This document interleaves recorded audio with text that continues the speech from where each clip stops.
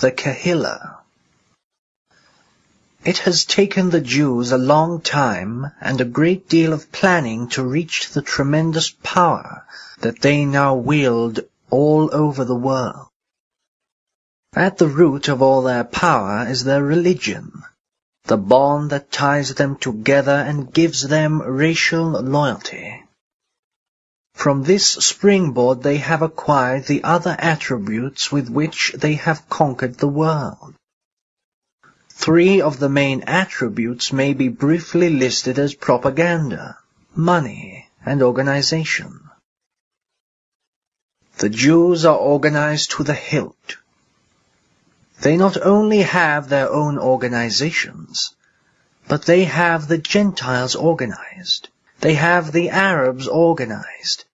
They have the Christians organized, and they have just about everybody else organized as well.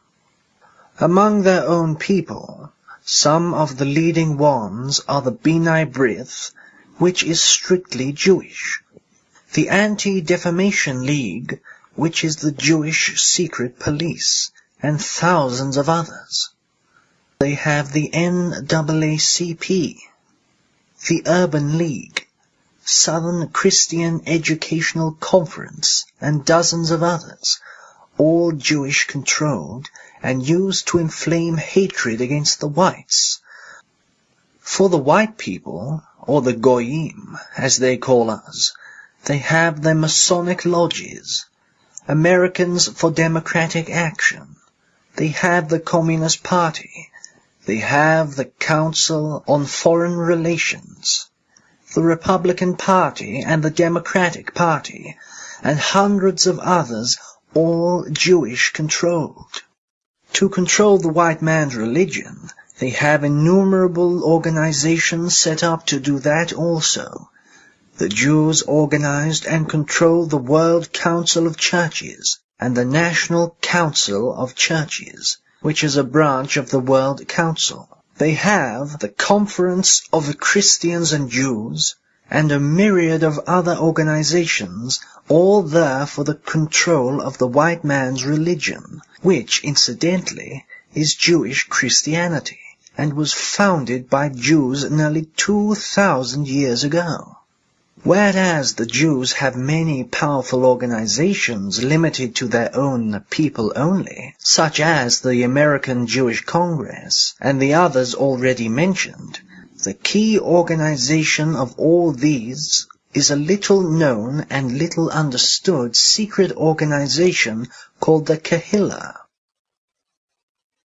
The Kehillah takes precedence over all other organizations and is controlled by a board of 300 directors who meet every few years to determine the policies to be carried out in their program of world dictatorship.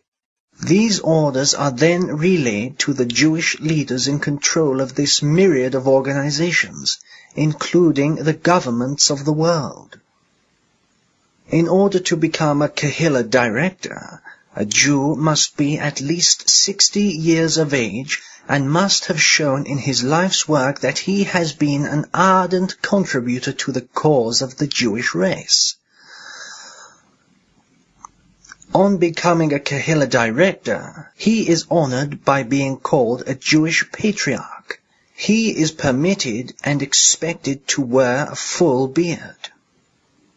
For more efficient control, they have divided the world into 2 sections, the Eastern Hemisphere and the Western Hemisphere. The headquarters for the Western Hemisphere is in New York, and that for the Eastern Hemisphere is London, England. Over the entire world is there King of the Jews, called Achad Ham. Over each hemisphere there is a prince of Jewry known as a sponsor.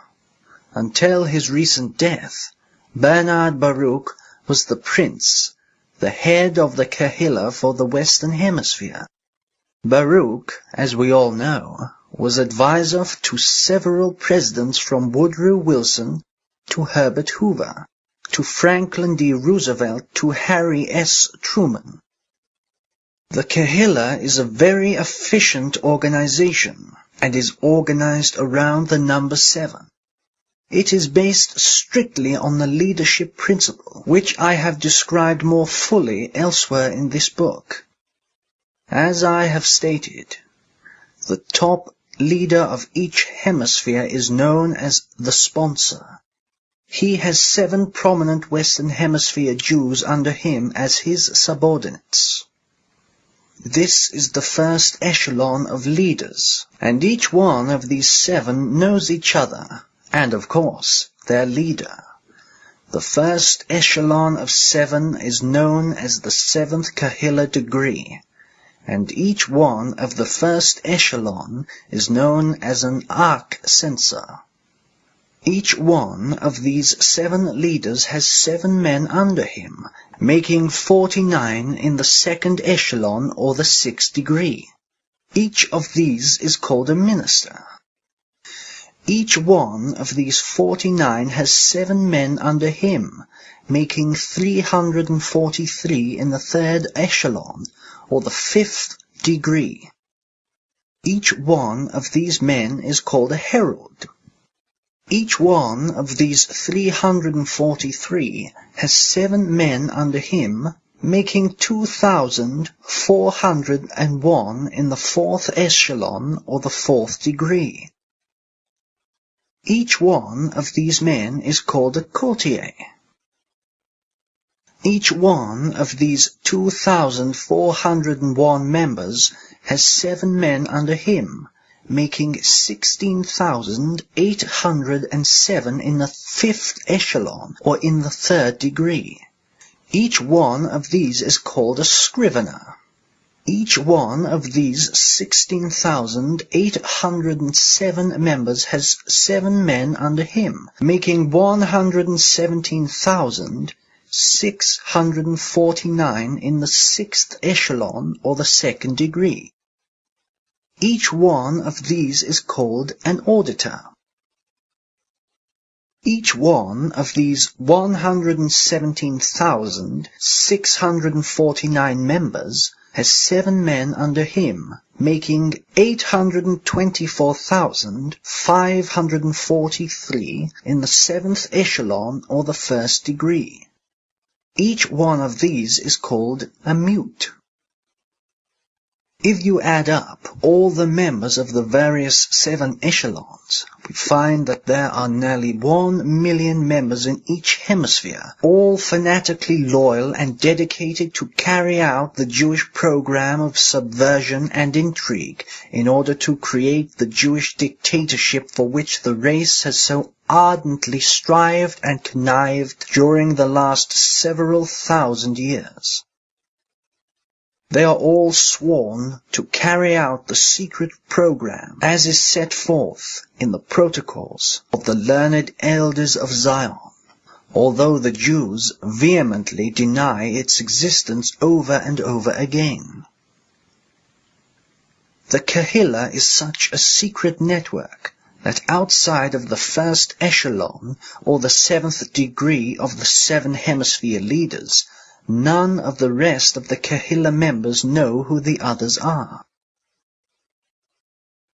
With a secret, dedicated, fanatically loyal organization, with this kind of structure, it is easy to see how orders can be communicated and carried out with a minimum of delay or red tape. When the hemisphere head of the Kehillah gives orders to his 7, from there on there are only 6 steps down the line of command in order to have every one of the 1 million Kehillah members notified in short order.